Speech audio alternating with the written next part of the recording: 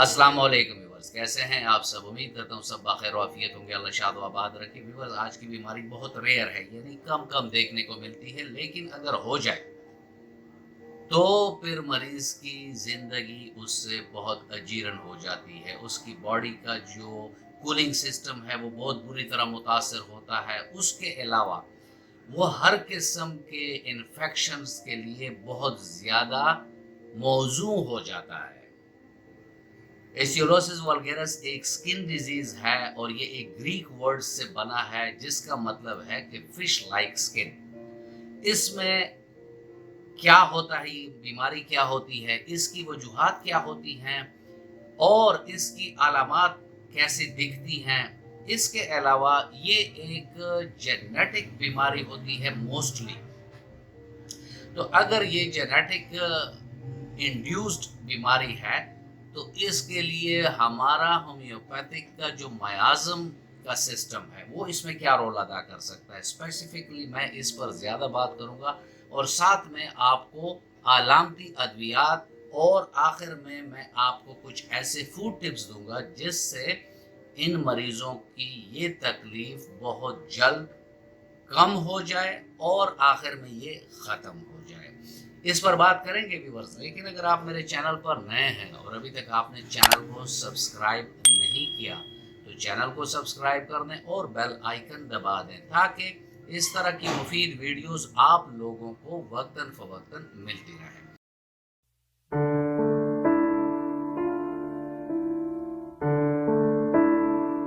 एक बीमारी होती है जिसमें हमारे स्किन की जो एक नॉर्मल प्रोसेस है कि पुरानी स्किन शेड होती है, यानी गिरती है, नई स्किन बनती है। जिस तरह आपने सांप को देखा है कि वो स्किन उतारता है, तो ये तमाम जानदारों में ये एक नॉर्मल प्रोसेस है। लेकिन इंसान की जिल्द इस तरह नहीं उतरती जैसे सांप की उतरती है।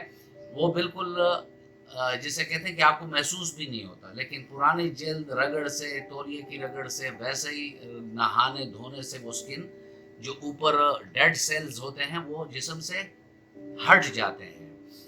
इन बीमारों को ये प्रॉब्लम होती है कि उनकी पुरानी स्किन की शेडिंग नहीं होती, वो गिरती नहीं है, तो जिसकी वजह से स्किन की जो मोटाई है उसमें भी इजाफा हो जाता है। स्किन भद्दी सी लगती है, स्किन पर स्केल्स आ जाते हैं, ठीक है, या गोल हो सकते हैं या चकोर हो सकते हैं। और इसमें ये भी होता है कि कभी कभी ये स्केल्स के बीच में क्रैक्स भी पड़ जाते हैं, यानी स्किन क्रैकी सी होती है। और जैसे मैंने आपसे अर्ज किया कि ये लैटिन वर्ड का ट्रांसलेशन जो है वो है ये कि फिश लाइक स्किन।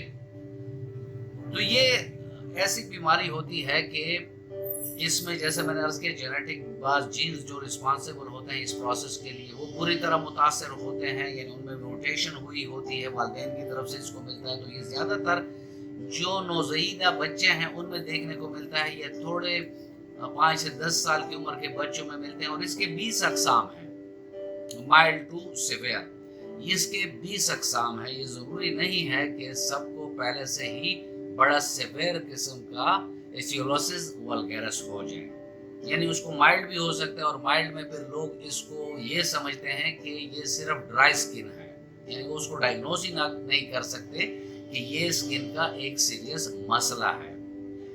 जिन लोगों को जेनेटिकली हो जाता है वो तो मैंने आपको बता दी। बाज एडल्ट्स में ये मसला आ जाता है तो उधर क्या काज हो सकती है, उधर उसमें साइंटिस्ट बताते हैं कि HIV यानी एड्स के पेशेंट जो हैं उनको ये मसला हो जाता है। ऐसे लोगों को मसला हो जाता है कि जो अगर कैंसर की कोई केमोथेरेपी, लेजर थेरेपी या कोई और वो रेडिएशन के सामने बड़े एक्सपोज हुए पड़े हैं और बाद में उनके ये जीन रेडिएशन से सफ़र हो गए हैं तो उनको भी ये मसला हो सकता है।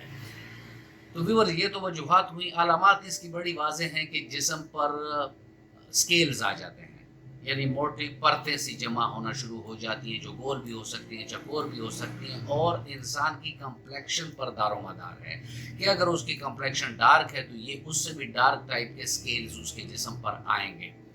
और कभी कभी इसमें ये होता है कि ये स्केल इतने भद्दे और मोटे होते हैं कि इंसान अगर उधर से हाथ फेरे तो उसे कुछ लगता है कि जैसे वो बड़ी रफ सी ज़मीन पर हाथ फेर रहा है।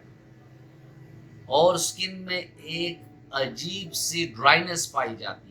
اس کے علاوہ یہ کریکس جو ہوتے ہیں اس سے ہمیں کمپلیکیشن یا سکیلز جو ہوتی ہیں اس سے ہمیں کمپلیکیشن کیا ہوتی ہے؟ کمپلیکیشن ہمیں اس سے یہ ہوتی ہے کہ ہمارا نارمل کولنگ سسٹم جو ہے وہ بری طرح متاثر ہوتا ہے۔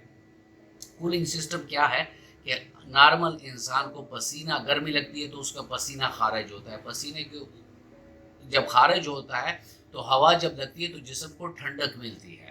ان لوگوں کا جو پسینے کا پروسیس ہے وہ بری طرح متاثر ہوا ہوتا ہے، تو ان کا تو پسینہ نکلتا نہیں ہے، تو ان کے اندر باڈی میں سیویئر ہیٹ پیدا ہو جاتی ہے، جس سے اور بھی کئی طرح کے مسئلے مسائل دیکھنے کو ملتے ہیں۔ ساتھ میں جو کریکس ہیں اس میں کبھی وائرسز، بیکٹیریا، پیتھوجن، فنجی، اس ٹائپ کے جو انفیکشنز ہیں یہ بھی بڑے ریکرنٹلی ان لوگوں کو ہوتے ہیں۔ تو ویورز یہ کچھ اس بیماری کے متعلق تھوڑا سا میں نے آپ کو انٹروڈکشن دیا۔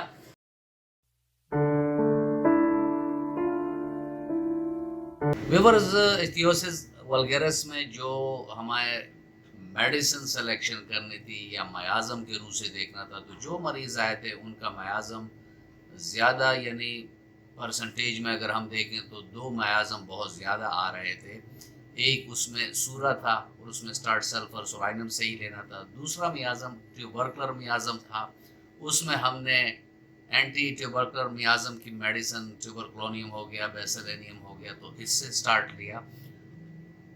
کچھ کیسز میں کینسر میازم بھی آیا، تو جب کینسر میازم آیا تو وہاں ہم نے کارسینوسم سے سٹارٹ لیا۔ اس کے بعد جو علامتی ادویات ہیں اس میں top of the most medicine جو ہے وہ ارسینک آئیوڈیٹم ہے۔ اس میں سکیلز ہوتے ہیں، جو سکن ہوتی ہے اس میں رفنس ہوتی ہے، سکن میں ایچنگ ہوتی ہے، تو ایسے میں ارسینک آئیوڈیٹم اگر 30 طاقت میں 2 قطرے صبح دوپہر شام دی جائیں تو یہ مریض اپنے علامات میں واضح کمی محسوس کرتے ہیں۔ اس کے بعد جو دوسری میڈیسن اس میں آتی ہے وہ ہے پیٹرولیم۔ پیٹرولیم میں بھی یہی ہوتا ہے کہ جو زیادہ سکیلی سی سکن ہوتی ہے، ہارڈنس ہوتی ہے اس میں، اور ایچنگ سی ہوتی ہے، تو وہاں ہم پیٹرولیم کے 30 طاقت میں 2 قطرے صبح دوپہر شام اگر دیتے ہیں تو یہ مسئلہ اس کے ساتھ بھی حل ہو جاتا ہے۔ پھر ویور سکن کی ایک بہت بہترین دوائی ہے ہائیڈروکوٹائل 6C میں ہم نے دیا، اور اس میں یہ ہوا ہے کہ اس کی جو علامات تھی وہ یہ تھی کہ راؤنڈڈ سکیلز تھے اور اس کے ایجز نکلے ہوئے تھے اور سکن کی ہارڈننگ ہوئی تھی، ساتھ میں اس میں ایچنگ بھی ہو رہی تھی۔ تو ایسے میں ہائیڈروکوٹائل 6C میں 2 قطرے صبح دوپہر شام دینے سے مریض کی ان علامات میں واضح کمی دیکھنے کو ملی۔ ویور سیپیا میں گھٹنے اور جو ہمارے کوہنیاں ہیں وہاں ایتھیوسس ولگیرس زیادہ دیکھنے کو ملتا ہے۔ سکیلز ہوتے ہیں اس میں سخت اریٹیشن ہوتی ہے، اور ایسی اریٹیشن ہوتی ہے کہ وہ کھجلانے سے کم بھی نہیں ہوتی۔ تو ایسے میں سیپیا 30 طاقت میں 2 قطرے 3 ٹائم اگر آپ دیں گے تو اس سے یہ مسئلہ بہت جلد رفع ہو جاتا ہے۔ پھر ہماری ایک اور میڈیسن آتی ہے کالی سلف 30۔ وہ ایسی حالت میں آپ دے سکتے ہیں کہ سکیلز ہوں لیکن ان کی اپیرنس جو ہے وہ یلوش ہو اور اس میں اریٹیشن بھی ہوتی ہو، تو کالی سلف آپ 30 طاقت میں 2 قطرے صبح دوپہر شام اگر آپ دیں گے تو مریض کی یہ علامات بہت جلد رفع ہو جاتی ہیں۔ اس کے علاوہ باقی میڈیسن بھی علامات کے مطابق ہیں جو نیچے ڈسکرپشن میں ہیں، اور یہی مشورہ جو میں آپ کو ہر ویڈیو میں دیتا ہوں کہ کبھی بھی ویڈیو سے آپ کوئی میڈیسن نہ اٹھائیں، اپنے قریبی ہومیوپیتھک ڈاکٹر کے پاس جائیں اور اس کو اپنے تمام علامات بتا کر بالمثل دوائی لیں تاکہ آپ کے پیسے بھی کم خرچ ہو، آپ کو دوائی بھی ایگزیکٹ ملے۔ یہ فوڈ ٹپس میں جیسے میں نے آپ سے وعدہ کیا تھا کہ فوڈ ٹپس میں یہ مریض پہلی بات تو یہ یاد رکھیں کہ اپنے آپ کو ہائیڈریٹ رکھیں، 18 سے 20 گلاس پانی پئیں، بادام، اخروٹ اس کا استعمال زیادہ کریں، سٹرس فروٹ کا استعمال زیادہ کریں کیونکہ اس میں وٹامن سی ہوتی ہے، اینٹی آکسیڈنٹ پراپرٹیز ہے، تو جس کی وجہ سے، اور وٹامن سی میں ایک اور بھی خوبی ہے کہ یہ سکن کی ہیلتھ کو بہت اچھا رکھتی ہے۔